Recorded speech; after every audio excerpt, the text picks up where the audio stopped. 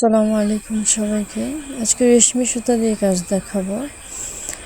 অনেকেই রেশমি সুতার কাজটা করতে একটু অসুবিধা হয়, কীভাবে করতে হবে সেটা বুঝতে পারে না। সেই জন্যই আজকে ভিডিওটা সবাই মনোযোগ দিয়ে দেখলেই আর আমার কথাগুলো মনোযোগ দিয়ে শুনলে অবশ্যই রেশমি সুতা দিয়ে কাজ করতে পারবেন।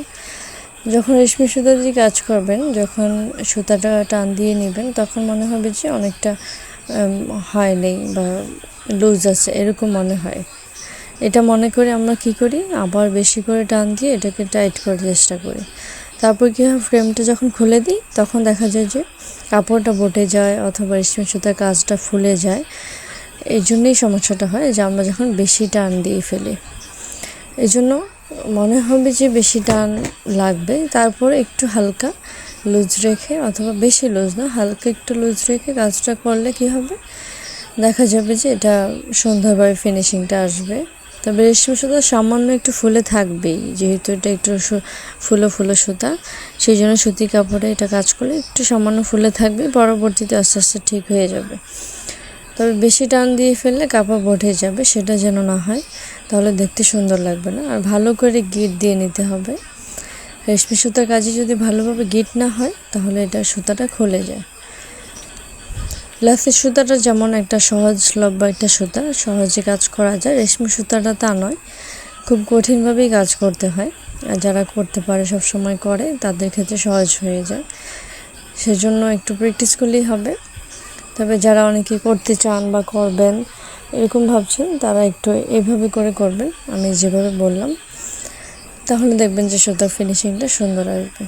আর রেশমি সুতার কাজ দেখতে অনেক সুন্দর লাগে আর অনেক দিন ভালো থাকে, সুতা কিছুই হয় না। যেমন লাসের সুতার একটু উল উঠে যায়, কিন্তু এটা কোনো উল ওঠে না, এই জন্য এটা দেখতে আরও বেশি ভালো লাগে। আর একটু চকমকে ঝিকিমিকি টাইপের সুতা, যার জন্য এটা আকর্ষণীয় হয়। রেশমি সুতাটা কাজগুলো অনেক সুন্দর লাগে। যেমন আমি একটা ফুল করলাম, দেখতে পাচ্ছেন কেমন ঝিকিমিকি হচ্ছে, একটা পাতা করবো এখন। আর যখন কাজটা শেষ হবে, লাস্ট যে সুন্দর যে ফিনিশিংটা আসবে, যে জামাটা তৈরি হবে, সেটা অবশ্যই আপনাদের সাথে শেয়ার করব। আর সবাই আমার পাশে থাকবেন, সাবস্ক্রাইব করবেন, লাইক কমেন্ট করবেন, পরিবারদের সাথে শেয়ার করবেন, যারা আপনাদের মতো কাজ করছে বা কাজ করে হাতের কাজে, তাদের সাথে শেয়ার করবেন। আর অবশ্যই আমার ছোট চ্যানেলে সবাই একটু পাশে থাকবেন। সবাই ভালো থাকবেন আশা করি। আর কাজটা একটু মনোযোগ দিয়ে দেখেন, তাহলে বুঝতে পারবেন। আর আমি এখানে লাল, গাঢ় লাল আর হালকা টিয়া সবুজ কালার দিয়ে সুতার কাজটা করছি। আর আমি বিজনেস করছি, আমি চাই আমার মতো আপনারাও বিজনেস করুন। সবাই একই কাজ করবে তা নয়, আমি হাতের কাজ করছি, যার যেটা মনে হয় যে আমি এই কাজটা করতে পারবো, সেটা নিয়েই শুরু করবেন। বসে থেকে লাভ নেই। মেয়েরা আজকাল সংসারের পাশাপাশি কাজকর্ম করছে অনেক, বাহিরে করার দরকার নেই। যেটা আপনি ঘরে বসে করতে পারবেন, যেমন টেলারি করতে পারেন অথবা কিছু থ্রি পিস এনে বিক্রি করতে পারেন, হাতের কাজ করতে পারেন, হ্যান্ড পেন্টিং করতে পারেন, ব্লকের কাজ করতে পারেন। অনেক কাজ আছে মেয়েদের, যা আমরা ঘরে বসেই চাইলে ইচ্ছা থাকলেই করতে পারি। এমন পিঠা বানিয়ে অনেকে পিঠা সেল করছে ফেসবুকে বা অনলাইনে, আমরা পিঠা বানিয়ে সেল করতে পারি।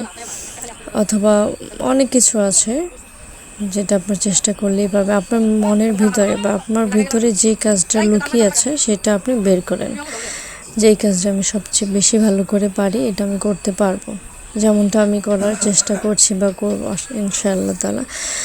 সবাই দোয়া রাখবেন আমার জন্য। আশা করছি সবাই ভালো থাকবেন। আমার ভিডিওটি ভালো লাগলে কমেন্ট করবেন, আর ভুল ত্রুটি থাকলে ক্ষমা সুন্দর দৃষ্টিতে দেখবেন। আর অবশ্যই কমেন্ট করবেন কেমন হয়েছে বা আমার ভিডিওটা আপনাদের পছন্দ হয়েছে কিনা। আসসালামু আলাইকুম।